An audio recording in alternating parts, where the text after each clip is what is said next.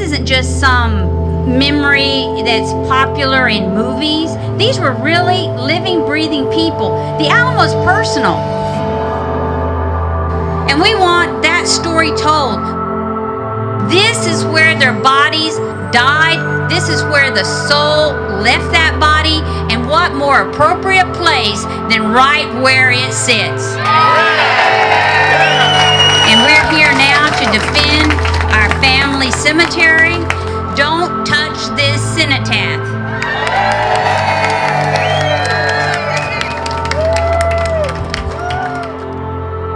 You know, the saying is no surrender, no retreat. Remember the Alamo. It's time that we answer that call once again. Enough is enough. Leave our history alone.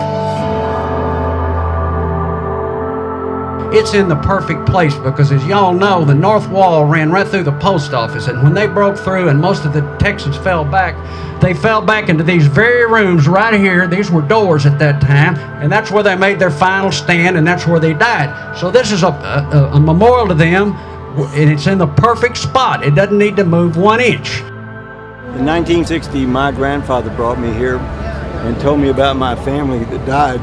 To me, this is the only monument or tombstone that we have of our family, our blood kin, and it should sit in front of the Alamo, and that's the reason why it was placed here. Their blood's on this ground. It should stay where they died.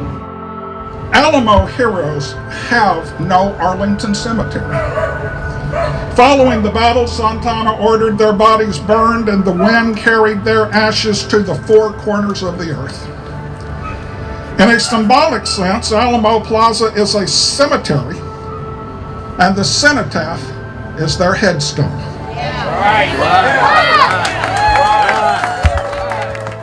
Because you know what this is.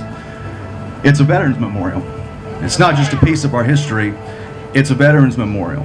Now, you don't go and move Veterans Memorials, okay? Nobody would ever think about moving the Vietnam Memorial in Washington, D.C., okay? They're not going to reimagine that somewhere else.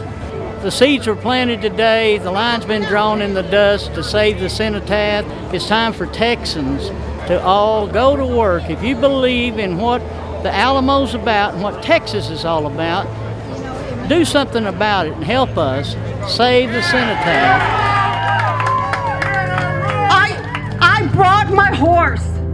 If you notice what that symbolizes, we stand here for all those that fell at the Alamo because they can no longer get up and fight for it. So we have to stand here and fight for them. One thing people can do is pass the word around that we don't want this anymore. And as soon as we have a candidate to run against George P. Bush or a decent candidate to run as mayor of San Antonio, we're going to vote them out. Exercise our rights. Vote them out.